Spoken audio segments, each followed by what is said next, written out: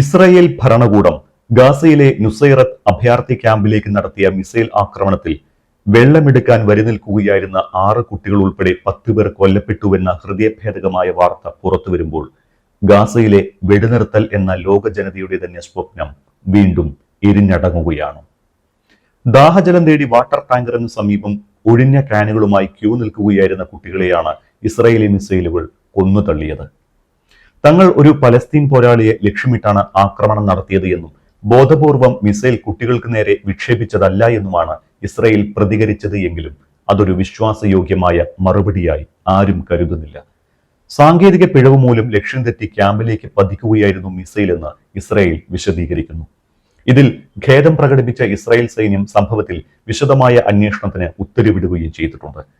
തങ്ങൾ സാധാരണക്കാരെ ലക്ഷ്യമിട്ട് ആക്രമണം നടത്താറില്ലെന്നും ഇത്തവണ പറ്റിയത് കൈപ്പിഴ ആണെന്നുമാണ് ഇസ്രായേൽ പ്രതിരോധ സേന പുറത്തിറക്കിയ പത്രക്കുറിപ്പിൽ പറയുന്നത്.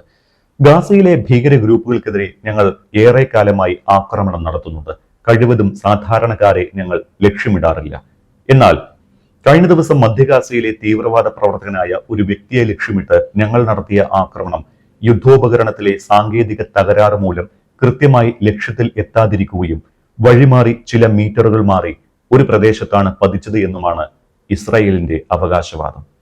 കുട്ടികൾ ഉൾപ്പെടെയുള്ള ആളുകൾ കൊല ചെയ്യപ്പെട്ടതായി മനസ്സിലാക്കുന്നു. ഇത് ഞങ്ങൾ ആഗ്രഹിച്ചതല്ല. സംഭവത്തെക്കുറിച്ച് ഞങ്ങൾ വിശദമായി അന്വേഷിച്ചു കൊണ്ടിരിക്കുകയാണ് എന്നും ഇസ്രായേലിന്റെ പത്രക്കുറിപ്പിൽ പറയുന്നു. സ്വന്തം കൈ കഴുകാൻ ഇസ്രായേൽ ഇങ്ങനെ പല വിശദീകരണങ്ങൾ നടത്തുന്നുണ്ട് എങ്കിലും ഇതൊക്കെ ഇസ്രായേൽ സൈന്യത്തിന്റെ പല നാടകങ്ങളിൽ ഒന്ന് മാത്രമെന്ന് കരുതുന്നവർ ഏറെയാണ്. അതുകൊണ്ട് തന്നെ ഇസ്രായേൽ സൈന്യത്തിന്റെ ഈ നടപടിക്കെതിരെ അതിശക്തമായ വിമർശനമാണ് ലോകമെമ്പാടും ഉയരുന്നത്. കഴിഞ്ഞ 1.5 വർഷത്തിനുള്ളിൽ കുട്ടികളടക്കം 60,000 പലസ്തീനികളെ ഇസ്രായേൽ കൂട്ടുകുരുതി ചെയ്തിട്ടുണ്ട്. പരിക്കുപറ്റിയ 1.5 ലക്ഷത്തോളം മനുഷ്യർ വേറെയുമുണ്ട്. ഇതിന്റെ കണക്കുകൾ ഗാസയിലെ ആരോഗ്യ മന്ത്രാലയം കഴിഞ്ഞ ദിവസം പുറത്തുവിട്ടിരുന്നു. ഇതിൽ അതീവ ഗുരുതര വികലാംഗത്വം സംഭവിച്ച കുട്ടികളുമുണ്ട്. യുദ്ധത്തിന്റെ ഫലമായി സ്ഥാപിച്ച താൽക്കാലിക അഭയാർത്ഥി ക്യാമ്പുകളിലേക്ക് ആക്രമണം അഴിച്ചുവിടുന്നത് ഇസ്രായേൽ പതിവാക്കിയിരിക്കുകയാണ്. സഹായ വിതരണ കേന്ദ്രങ്ങളിലേക്ക് നടത്തിയ ആക്രമണങ്ങളിൽ 789 പേർ കൊല ചെയ്യപ്പെട്ടതായി ഐക്യരാഷ്ട്രസഭയുടെ മനുഷ്യാവകാശ വിഭാഗത്തിന്റെ കണക്കുകൾ തന്നെ പറയുന്നുണ്ട്.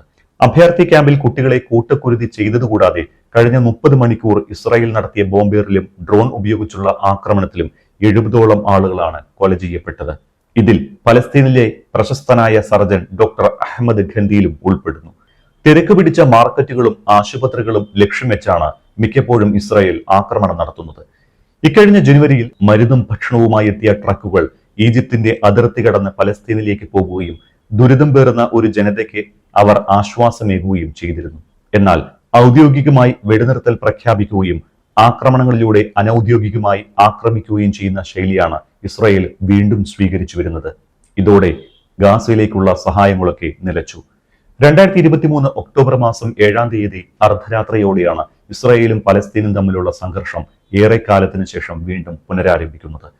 അന്ന് അപ്രതീക്ഷിതമായി ഇസ്രായേലിന്റെ തെക്കൻ ഭാഗത്തേക്ക് ഹമാസ് നടത്തിയ മിന്നൽ ആക്രമണമാണ് വീണ്ടും ഇരുപക്ഷങ്ങളും തമ്മിലുള്ള പോർവിളികൾക്ക് തുടക്കം സൃഷ്ടിക്കുന്നത്. ലോകത്തെ ഏറ്റവും വലിയ ചാരസംഘടനയായ ഇസ്രായേലിന്റെ മൊസാദിന് പോലും മുൻകൂട്ടി അറിയാൻ സാധിച്ചില്ല ഈ ആക്രമണം. ഇതോടെ അതിശക്തമായി തിരിച്ചടിച്ച ഇസ്രായേൽ യുദ്ധസമാനമായ അന്തരീക്ഷം ഗാസയിൽ പുനഃസൃഷ്ടിച്ചു. 20 നിമിഷങ്ങൾക്കുള്ളിൽ 2000-ലേറെ റോക്കറ്റുകളാണ് ആദ്യ ആക്രമണത്തിൽ ഹമാസ് തൊടുത്തുവിട്ടത് എങ്കിൽ തൊട്ടു പിന്നാലെ ഇസ്രായേൽ എന്ന ശക്തിയേറിയ രാഷ്ട്രം പലസ്തീനിലേക്ക് തിരിച്ചയച്ചത് 10,000-ഓളം മിസൈലുകളാണ്. ഗാസ പട്ടണവും അതിനോട് അനുബന്ധിച്ചുള്ള ചെറുനഗരികൾ വരെ കോൺക്രീറ്റ് കൂമ്പാരങ്ങളായി മാറി.